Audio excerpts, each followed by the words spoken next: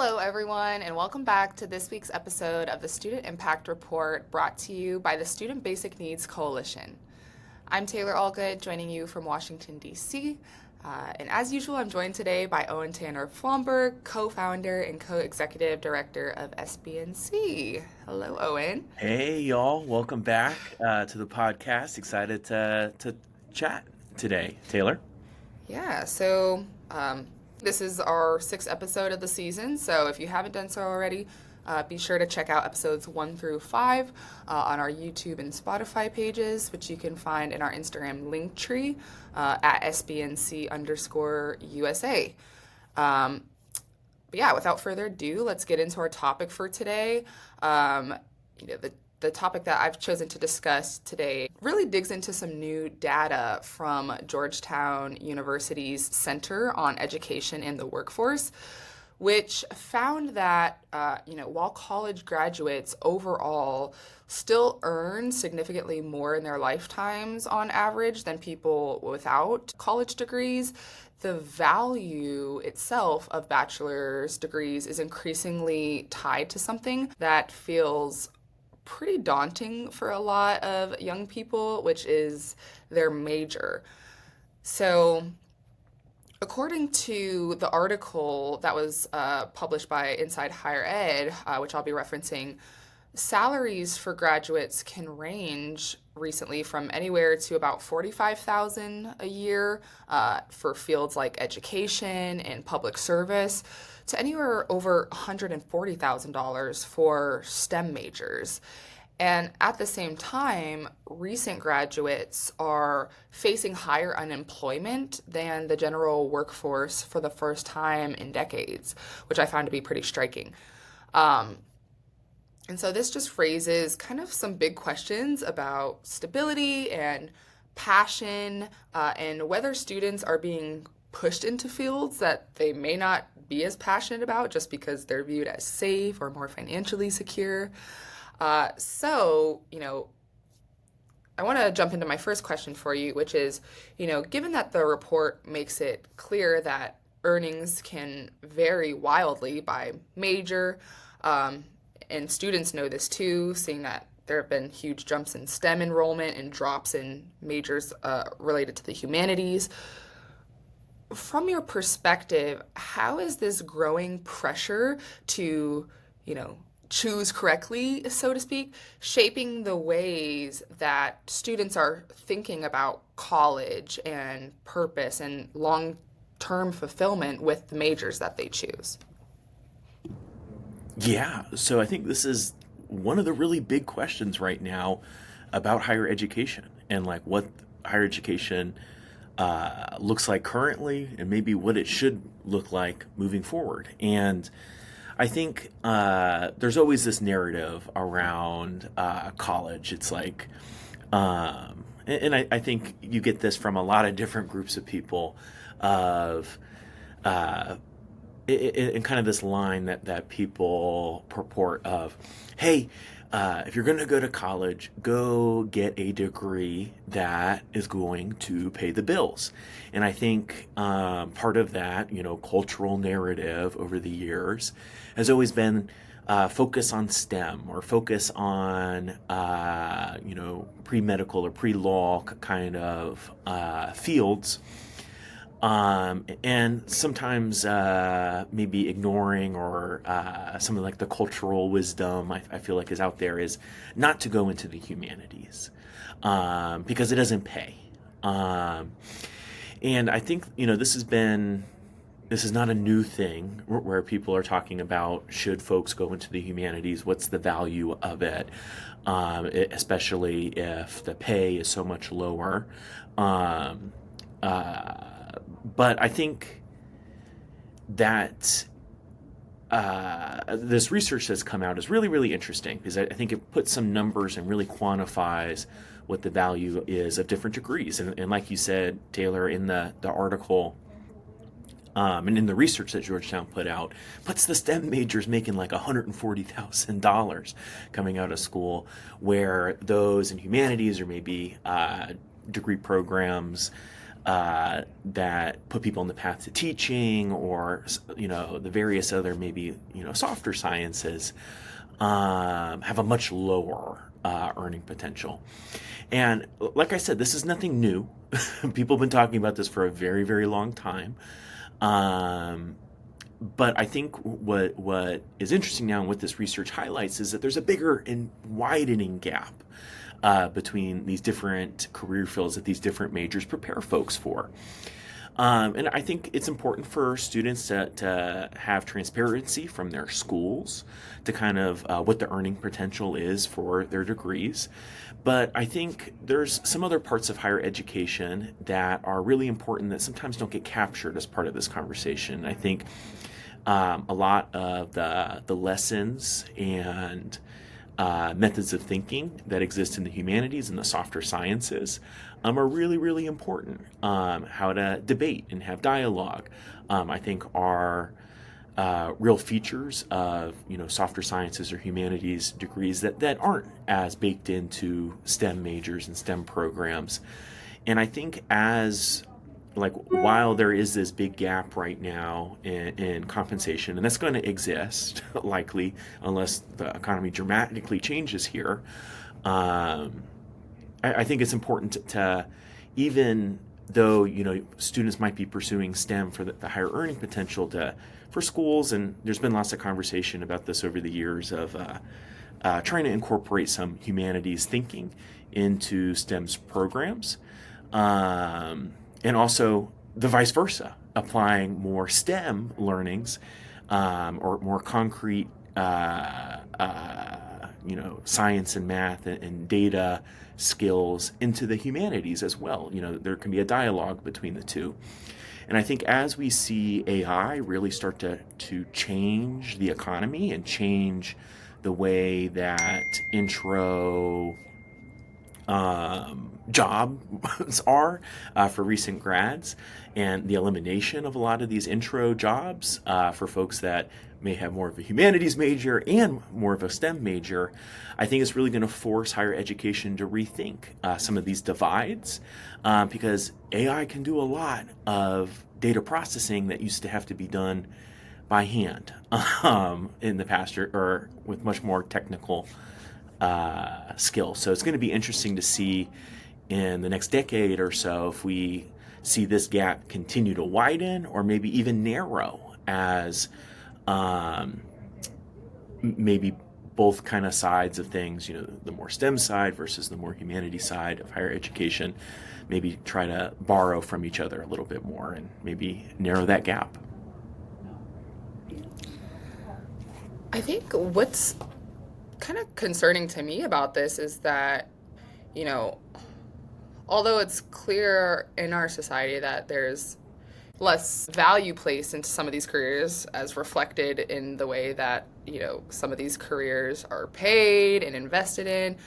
What concerns me is that these careers aren't also going anywhere. And so as less and less students enroll in them, it's like, who's going to want to step up and continue to fill these humanities and other, like you mentioned, like softer sciences types of positions. I'm not even just thinking about public service, but I'm thinking like museum directors in arts and other careers like that. And my next question for you is, what concerns you about a higher ed system where students feel like they can't afford to study what they love in the long term and instead choose to opt into these other careers that have more money-making potential? Yeah, I think it's horrible. I think folks really should be able to pursue their passions and be able to make a living off of that. I think historically that has been the case. Is even though some of these softer sciences, humanities, teaching jobs wouldn't make you a millionaire, but you could, earn a decent living and have a nice middle class quality of life. But with the changes that we've seen to the labor market as a whole, as the rich have gotten richer and everybody else has been, in a lot of ways left behind. Um, it's like these STEM jobs are providing, what should be a good middle class, earning potential. Whereas these humanities degrees, or some of these, teaching or softer sciences, even, some medical science stuff, like some nurses and whatnot, the pay does not support, what should be, a good middle class job. And I don't know. I think these are like really, really big questions of like how the labor force is, or the labor market's going to react to all this automation and AI. And I think it makes it even harder for students to make a good, choices on like what, degree they want to pursue. And I think this is going to seep into the STEM field as well. I know I've talked to students that are computer science majors in undergrad right now, and they, in part to your point, Taylor, chose that career path because there's great earning potential, learning those skills and being able to apply them. But in talking to some of these students, their professors are now encouraging them to use AI for their coding projects. And that AI is, coding some of the stuff that they are building for their classes and class projects.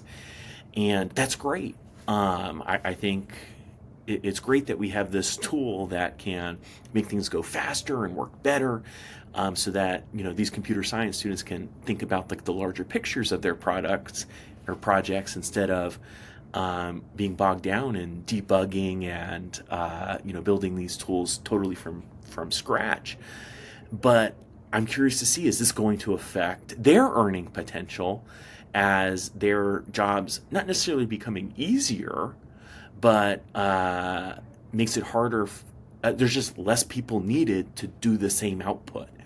So I think even though some folks have chosen these STEM field degrees, they may end up not having the earning potential that they thought they would, as we see automation and AI, further disrupt and transform what entry-level work in all disciplines looks like. So I guess I don't necessarily have advice to students, and I'm not a financial planner, but I do think students should be cognizant of, even if they are selecting a field of study that might not be their interest area, but because their higher earning potential, that might not be the case a few years from now. I think if I could weigh into that as well, in the question that I had just asked, I think what concerns me too is just the fact that, you know, with this changing landscape, who studies in these programs is going to be a matter of who can afford them. And I think this will keep a lot of, you know, low income and middle class students who are interested in these fields from pursuing them, because of the fact that we mentioned, you know, it's harder to pay off these degrees over time with the earning potential. And I don't think like as many students from these communities will have the opportunity or want to take the chance on, you know, investing in something that they feel really passionate about. And that just, yeah, that concerns me for a few reasons. But, you know, also the report notes that more specific and higher earning fields like computer science, as you mentioned, are actually more sensitive to economic shock, while more general majors tend to offer, you know, somewhat of relative stability through flexibility. I'm thinking majors like psychology or business that, you know, you can still get some entry level careers in different organizations with those as well. So, in your view, how should students kind of be weighing all these factors of, what am I passionate about? What income will I make? And, how can I use my degree to adapt depending on the market? How should students be weighing those different factors moving forward? Yeah, and again, this is not financial advice or life advice here, but like my personal philosophy has been trying to be as much of as interdisciplinary as you can be.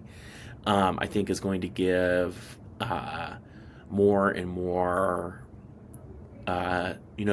students better opportunities because they're going to be able to your point, Taylor, they haven't been trained for one specific task and to be a cog within, the machine of some business or enterprise or nonprofit or whatever to do that one specific task, but understanding more context on like how their work it fits into the larger picture of potential employers, I think is going to be really important.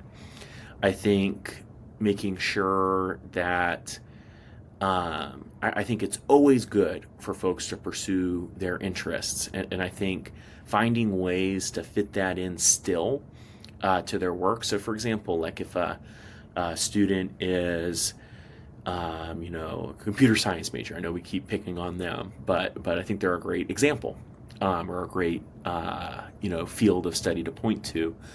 I think if students in that field of study are majoring in computer science are to the best that they're able to, and I think schools should make it easier for students to do this, take classes over in the humanities building, maybe learning a little bit more about philosophy or social sciences or whatever interests they may have outside of computer science proper.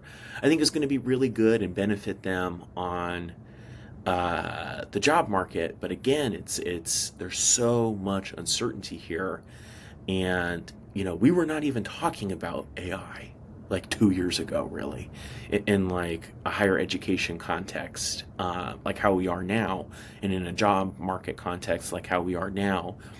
But it's here, and things are going to continue to get disrupted, and it's going to be, I think, really interesting to see how things develop over the next 2 years or so, as this technology really starts to penetrate the job market, and really start to not necessarily penetrate the job market, but penetrate more industries and affect the job market across sectors that haven't been as disrupted yet.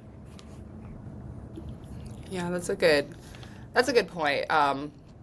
Especially like the interdisciplinary piece. I feel like, also how you talk about your majors too and what you've learned from it, I think can be useful. Me, for example, my core, I studied a few different things, but like my core passion that I wanted to study and did study in undergrad was international affairs. And, clearly I'm not working in international affairs quite yet, but I think like that was important for me too in entering the job market, was still being able to articulate how the skills and the theories and everything that I learned could still be applied to a context like what I do now in higher ed. So I think as long as students, continue to still think about that and kind of how that plays into their skills and their career readiness, even if they don't necessarily land a job in their field right out of college. I still think that there's a lot of transferable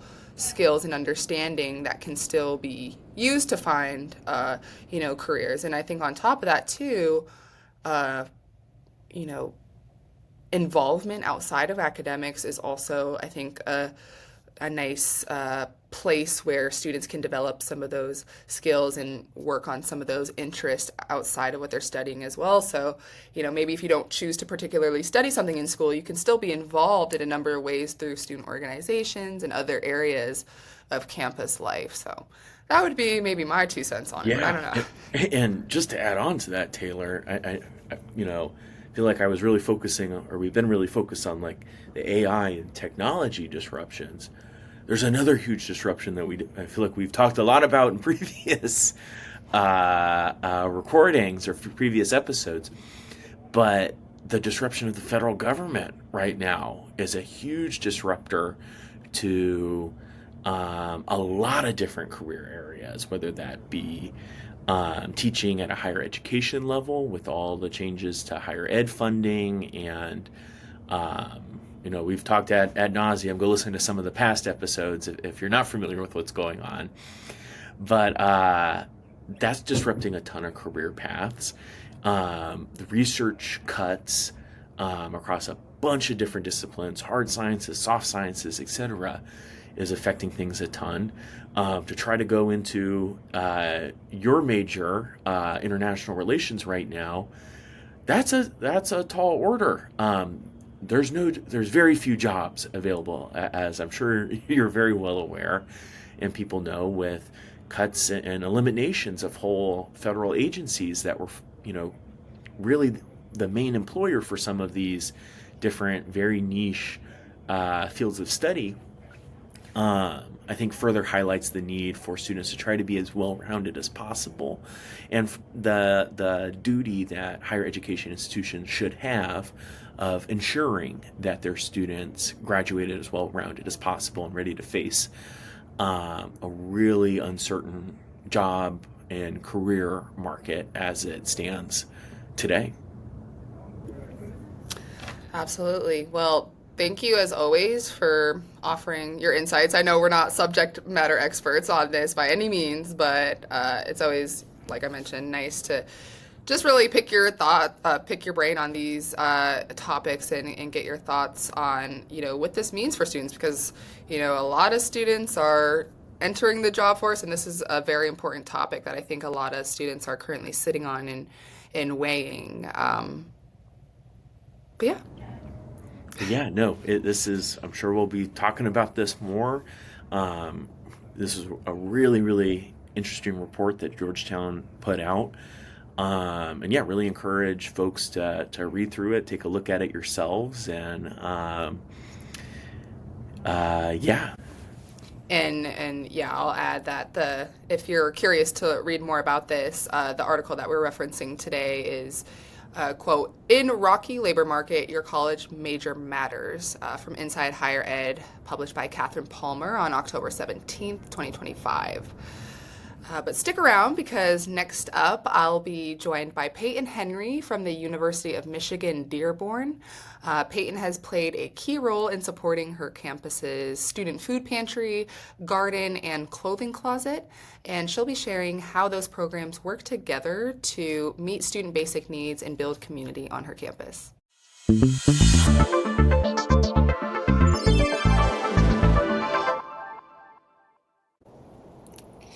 Peyton Henry is a senior at the University of Michigan-Dearborn, double majoring in criminology and criminal justice and psychology, with a minor in Hispanic studies. As a freshman, Peyton became involved with her campus's food pantry by helping with unloading the orders and restocking the pantry, then became an official weekly volunteer. She volunteered for almost a year and a half before applying to work in Dearborn Support, the office that oversees the student food pantry. She has now been working in Dearborn Support for a year and a half, managing the pantry's volunteers as well as the Wolverine Wardrobe's volunteers. She helps coordinate the large monthly restocks for the pantry, maintains the campus's garden for the food pantry, washes and sorts clothing donations, and performs other office assistant duties. She is also involved in other on-campus organizations, such as the Criminology and Criminal Justice Collective, or CCJC, where she is the president, InterVarsity Christian Fellowship, where she is a large group coordinator and the treasurer, as well as La Mezcla and DASL, where she is a member. At the 2025 Student Leadership Awards, Peyton received one of the Distinguished Student Leader Awards given for her work on campus. Welcome, Peyton. It's great to have you. Good. Thank you, Taylor. It's good to be here. Yeah, so I just want to dive in. Given your bio, it seems like you've been really involved on campus, and I just want to talk a little bit more about that, starting with your work at the food pantry. So you first got involved with the student food pantry as a freshman volunteer, just helping with unloading orders. So can you tell us how that experience sparked your passion for this work and led to your current role in Dearborn support? So in high school, and they have this on a lot of high school campuses, I guess, the National Junior Honor Society, they make you volunteer.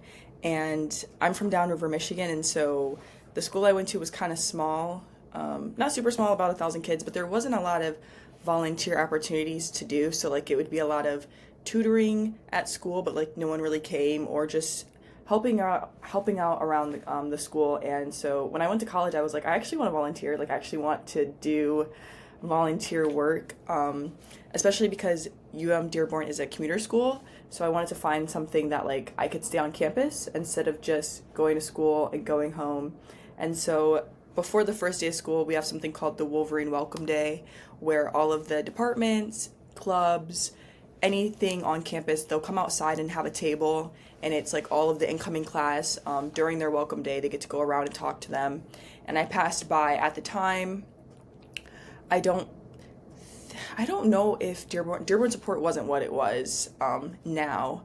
It was just one person, and so I stopped by the table and I found that they had volunteering, one of the only volunteer places on campus, and I signed up. And at the time they were full on volunteers, and so I would just help out when they would get the orders. So the person who used to work here, she would drive to Gleaners and pick it up in like the university van, and then she would come back to campus, let us know that she was there, and we'd come and grab the stuff and bring it inside. And I did that for about a semester before I actually got a spot in the pantry. And volunteering there was great. And one of my best friends, she actually also was a volunteer here, and she ended up, when they first started with our job, so I'm a program assistant, when they first made this position, which was, I want to say in 2023, she was the first student to work here. And about a year later, when they were hiring again, she told me about it, and I was like, that's perfect. Like, I've been volunteering here for a year and a half, and my best friend works here, and I'm super familiar with the office. I like the work. And so I decided to apply, and then I got the job, and it's been great ever since. That's awesome. I love to hear that because thinking back on my own experience in college, I actually met my best friend working at our campus food pantry as well. And yeah, it's always nice to just get involved your first year with different opportunities. So it's nice to hear that you found that so quickly Yeah. into your college career. But I know now you've spent over a year and a half managing volunteers and helping coordinate operations for both the student food pantry and the Wolverine wardrobe. So, what does a typical week look like for you in this role? And I'm curious to know, like, are these completely student-run operations, or are there staff as well that support? Yeah. So Dearborn Support is like the office, and when you go inside of it, we have our pantry. And because of like logistics, our Wolverine wardrobe is not actually inside of our office, it's two doors down. So we have my like big boss who he's a part of the office, but he also has another job on campus. And then we have my main boss. She is our case coordinator, and so she also like does the main Dearborn support stuff. So students can come to our office for more than just the food pantry. And she's graduating with her master's in social work. But then below them is the student employees. So usually there's about 2 to 4 of us. So we just finished our hiring kind of thing. And so now that we will be fully staffed again with 4 of us, we're technically called Dearborn Support Program Assistants. So we're pretty much like office assistants. And then we have volunteers. So the volunteers are the ones who actually sit in the pantry and in the wardrobe. It used to be, back in my day, we didn't have the Wolverine wardrobe. So it used to just be one person in the pantry every 2 hours. And then when we got the wardrobe, we started having 2 people for every 2 hour slot. And we're open Monday through Thursday, so that's about 6 people a day. And then it used to be we would have separated volunteers. So some people would be only for the pantry, some people would only be for the wardrobe. But we found that some of the wardrobe people didn't want to show up because people like being in the pantry. The wardrobe is not as exciting. And so we just made Dearborn support volunteers. So every week we have an attendance that me and my coworkers keep track of. When the volunteers come in, there's 2 people every hour. And so they rotate. So John may be here in the pantry this week, and the next week he'll be in the wardrobe, and the other person will be in the pantry. And so pretty much they sort of run the pantry and the wardrobe part. Like they sit in there, they'll help us restock. It's not like how it was when I was a volunteer, because when I was a volunteer, there were no program assistants. So it was just the volunteers, and it was just the case manager. And so now a lot of the work that like the volunteers used to do, me and my coworkers do. So a lot of the heavy lifting, like we'll get the volunteers to help us if we're restocking and stuff. But I mean, I'm here for like 8 hours sometimes. So it's like I have the time to just restock. But like a typical day usually looks like us coming in, restocking the pantry before the crowd comes in, maybe vacuuming if we have the time, because sometimes restocking can take like an hour, especially because my coworker and I right now, there's no overlap. So I usually work alone and they usually work alone.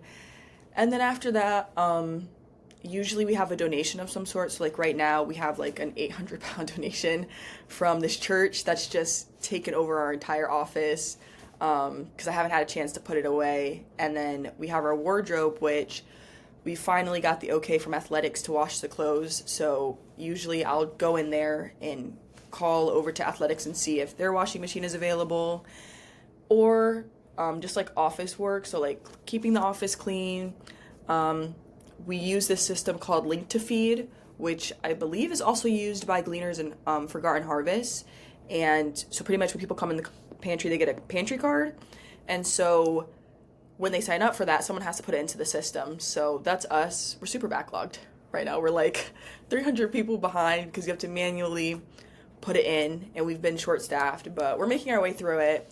So it's usually like that, or like preparing for events that we have. So like today, right before I got on, we had our Thanksgiving kit making event.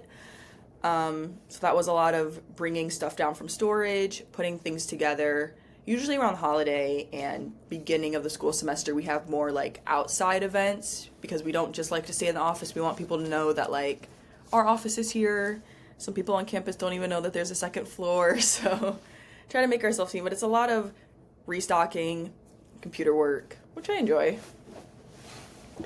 Yeah, absolutely. And I know that the food pantry at Dearborn is connected also to the campus garden that was mentioned, as well as the clothing closet, the Wolverine wardrobe, which I find to be such a holistic, approach to student support. I know many college and university food pantries also are tied to some form of garden or closet as well, depending on the size and capacity. So, can you explain how these programs work together, and share a little bit more about the impact that they've had on students? Yeah, so our Wolverine wardrobe probably opened about 2 years ago. It was fairly new, because when I was here, the room used to be like a sorority and fraternity hangout place. I don't know exactly how it turned into the wardrobe, but one day it was just there. And pretty much our wardrobe, we try to make it known that it's just business and winter clothing. People donate a lot of other clothing as well, which makes it hard because it's like we don't just want to throw away the clothing. And so we have a ton of clothing that we're saving to donate somewhere else. But it has really grown. So the volunteers will be in there, and usually it's open the same hours that we're open now. People can go in there. It's pretty much like a thrift store. Like when people ask, I just tell them it's a thrift store. We used to have limits to how much of each item people could take. So you could take like 3 outfits. So that would include like top, pants, 1 belt. Unlike our pantry where you can only come twice a month, the wardrobe you could come once a day. And we also, like, if we get any makeup donations or anything like that, we also put that in our wardrobe, or like hair product donations. So that it's just really grown throughout the past few years. I don't even know how it I remember one day it wasn't there, and then one day it just was there. And we have like clothing racks in there. It's a very small room though. And at the time that was fine, but it's when you go in there now, it's very cramped and there's literally nowhere else for us to move it. But that's fine. And then our garden, it is fairly new. It's about a year and a half maybe. I did not even know that we had a garden on campus until Planet Blue Ambassadors, which is like it's, if you're interested in like keeping things green, reduce, reuse, recycle, like if you're interested in that stuff, it's not necessarily a club, it's more so like an organization on our campus, and you can be like certified as a Planet Blue ambassador. You would take these short little courses online, and so we work with them to maintain 2 plots. And so there's a community garden that people from like the city of Dearborn can rent out on our campus. It's fairly inexpensive. I think it's about $60 for a year. And they're quite big. But it's way on the back of our campus. Like if you don't know that it's there, you're never just gonna drive past it or anything like that. And so I think that Planet Blue reached out to us about 2 years ago and asked us if we would be interested in maintaining a plot or would be interested in taking donations from them. And so we went out there and we looked, and at the time my other boss, she was really interested in getting another plot because there was a really raggedy one behind it that was super overgrown. And so now we have 2 plots, and it's been pretty great. We'll send out messages to our volunteers to see if they want to volunteer, but there's also a separate group chat for what we call our community garden volunteers to help us. So yesterday we actually had our last community garden volunteering event. We planted our garlics, which we will harvest in July, I believe, but we've come a really long way. Like it used to be just a few things. We would just have like tomatoes and beans, and I would just come out there and water, and that was pretty much it. But we've now grown, like we have peppers, we had grape leaves, garlic. We were growing pumpkins. Unfortunately, some critters did take our pumpkins, so they're all gone now. But everything that is from our community garden does go to the pantry. So anything that we pick from there, anything that Planet Blue, if they're out there, they pick anything from there, it all comes back to us. We weigh it, and then we put it in these little bags, and depending on what type of food it is, we'll put it in the fridge or something. We'll label it with what it is, and that's pretty much it. Both things are fairly new, and people really like it, especially on campus. Like, I live in an apartment, so I can't garden, but it's nice to be able to garden here, and we have a lot of international students who used to do like farm work and garden work back in their home countries, and they don't do it here, but having this outlet on campus to be able to do it like 2 hours a week has been pretty great. Yeah, I think that's such a cool initiative to have a campus garden connected to your food pantry, because I know many food pantries, they have a focus on trying to, promote healthy and nutritious eating as well. So it's such a nice pipeline to not only, have that education of gardening, but also being able to bring locally grown, campus grown foods to your food pantry and really promote that sense of like community connectedness and just, all while eating healthy. So that's great to hear. But, of course, working in this field can present some challenges at times. So I wanted to ask next, what are some of the biggest logistical challenges or, successes that you've experienced just running and managing these programs? So I'll say one that was a big problem, and we've kind of maintained it now, is just, as you were saying, like, having healthy options and stuff like that, having more than just canned items. We don't just have canned items in our pantry, but it's very hard to maintain like frozen things that need to be refrigerated and frozen. And so my old boss, about maybe last fall, she did something with Whirlpool. She somehow got in contact with them and was able to get us three new standing freezers and two new standing refrigerators. So in total, I believe we have one deep freezer, four standing freezers, and two standing refrigerators, and then we have an office like fridge freezer.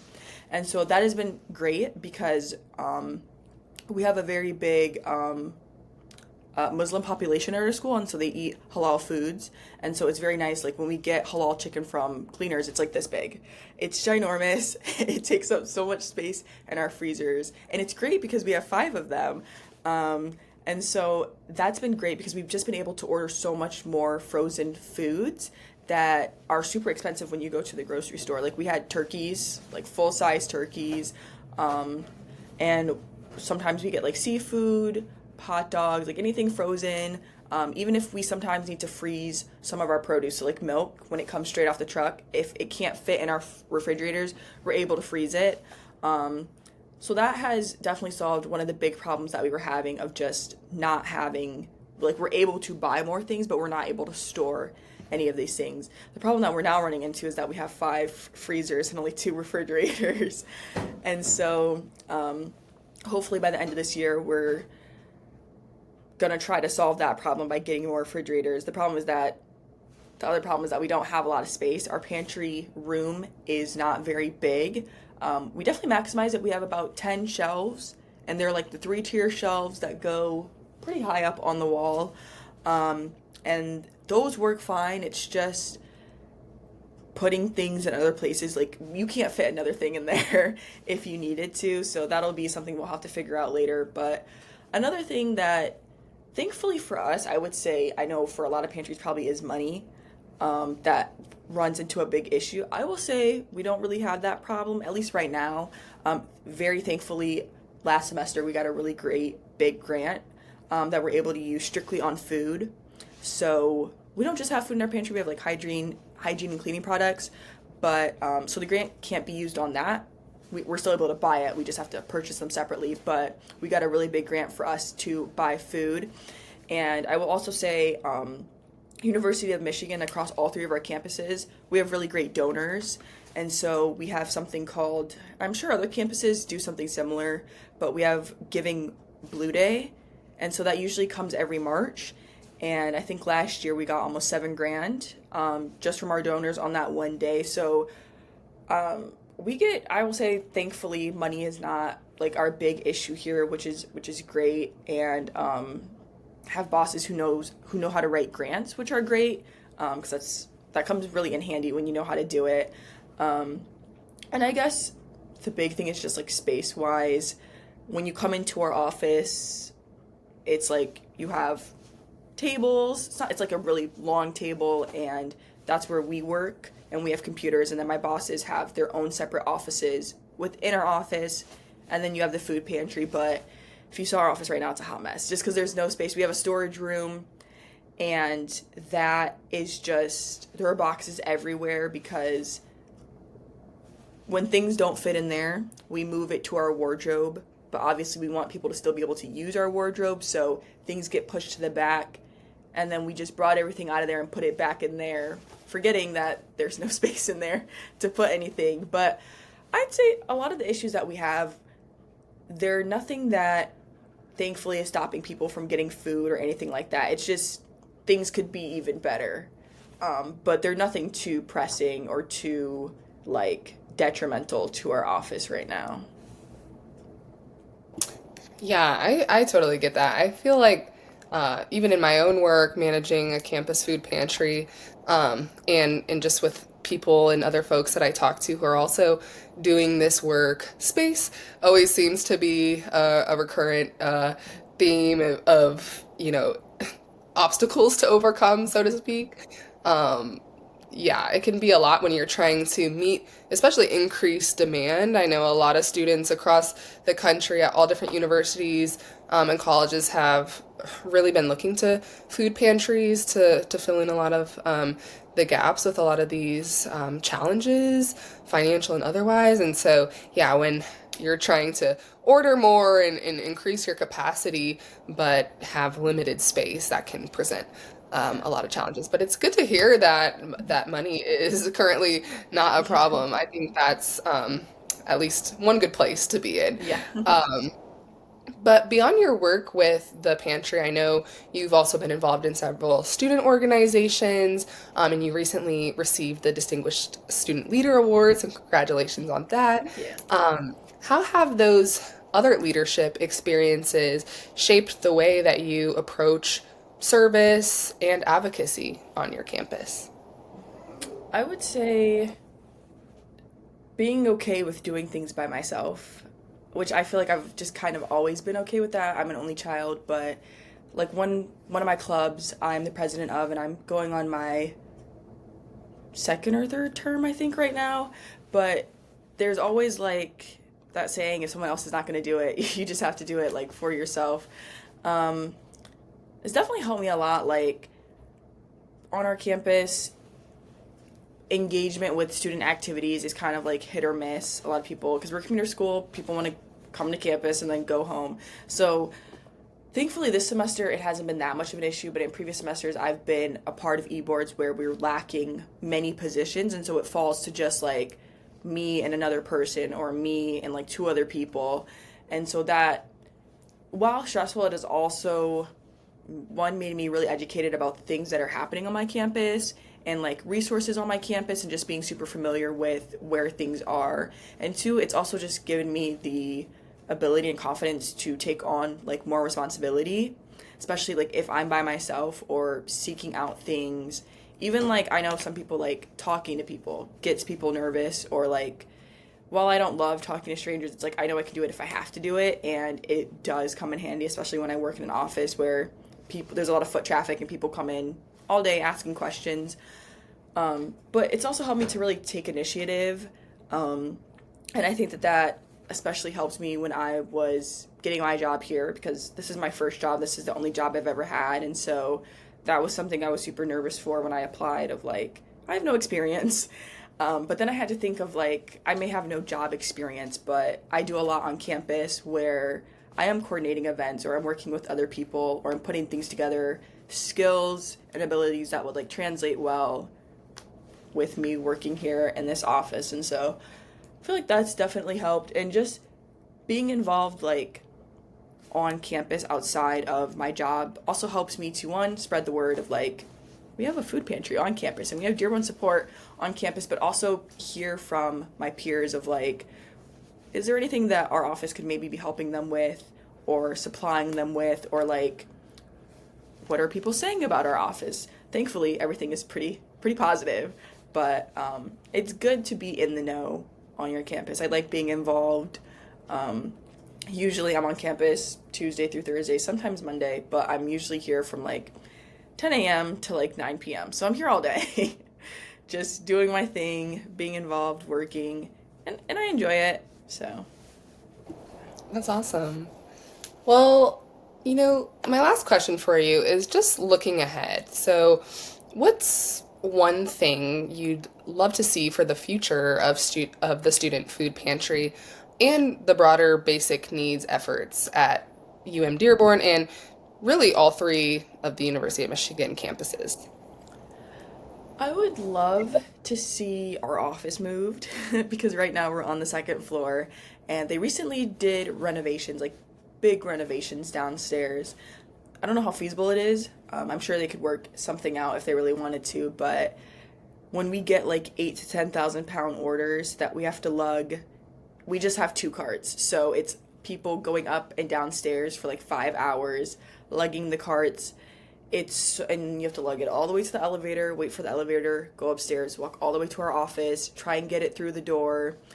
It's a lot of work. And when you're in the office trying to put things away, there's like 10 people in here, everybody's tripping over each other. It's very hot. I would love one day to see our office moved downstairs, even if I graduate. That would just be great, because I feel like our pantry it's a hot commodity on campus. People want to volunteer here, people love to give back here. It's great that we're becoming very like known on campus, but just like accessibility wise, we don't have too many people in wheelchairs on our campus, but the few people that have come in the pantry with wheelchairs, obviously we'll help them out, because it's not that it's not accessible, it's just if there's more than just the person in the wheelchair in the office, there's already too many people in the room because there's not really much space to walk around. The shelves take up a lot of space. It's really just 2 people that can walk up and down the aisles. And so just for accessibility reasons, it would be great if we could have things more spread out. So I would love to see that. I would also love to see, like I said earlier, us getting more refrigerators. We've gotten probably, I think, 4 or 5 large orders since August. And that has been the number one stressor every single Tuesday that we get our order is, where are we going to put all of these produce items? We have nowhere to put them. We have to give them out to students, or they just kind of sit out and we just hope that they're still good. And if they're not, we unfortunately just have to throw them away. Thankfully, the people that help us volunteer, they shop right after they're finished. And so they take that stuff, but that's like a very big stressor of like every week it's removing shelves from the fridge, trying to pack things in there. So I'd just like to see us grow more, and I know that I have no doubt that we'll do it, because when I think back to when I was a freshman here, how different things were, it's kind of insane. But I would love to see that. And then for the broader basic need efforts on campus, I would say just visibility, like not just even with our office, but just resources in general. Well, I guess with our office connectedness, because while we try to let people know about the resources that are on campus, my bosses specifically help students to find resources that are off campus. And I have really seen, because I'm on our emails, I have really seen an uptick in people emailing us because they actually know that we are a resource that they can use on campus to help them then find other resources. So I would love to see our visibility grow, and I think that like even being a peer navigator now has been great, because I knew about SNAP, but I didn't know too much about it. But it's been great to not just learn more about it, but to just be able to tell people, especially like in our office. We're a support office. We have a student food pantry. Like, we should have a lot of knowledge about SNAP, and we just didn't. Besides like flyers and helping people get to the website, but like anybody could look up on a website. Some people would rather you just have a conversation with them and be able to answer their questions instead of them Googling in the AI box telling them what something is. And so just visibility and awareness, I think, about the resources on our campus and us being able to help students find resources off our campus. I think that's something I'd like to see grow, but I think is also in the process of growing already, which is great.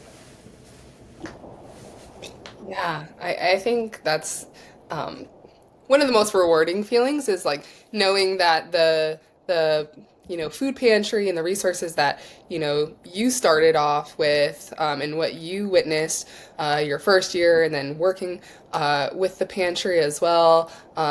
It's nice to see how it evolves over time, and how even 3, 4, 5 years from now, when you're no longer a student or an undergraduate student there, you'll be able to still see the impact of the work that you've helped with and started. So it's always nice to kind of see that progression, and realizing that there's still more work to do, but it's come a long way. So you should definitely be proud of being part of that. Well, Peyton, thank you so much for joining me today, Thank you and for for having sharing me. your, of course, and for sharing your experience leading basic needs work at the University of Michigan-Dearborn. I just think it's so inspiring to just hear about how you've helped strengthen the campus pantry and the community garden and the Wolverine wardrobe, all while building and maintaining community through student leadership. That's what this podcast is about, and I'm happy to highlight a student doing great work. You're our first student in Michigan that we've highlighted. So, Yay. but yeah, thanks again, and we'll definitely stay in touch. Yes, thank you. But that wraps up this week's episode of the Student Impact Report. So make sure to follow us on Instagram at SBNC_USA. And you can also catch our episodes on Spotify and YouTube. See you next time.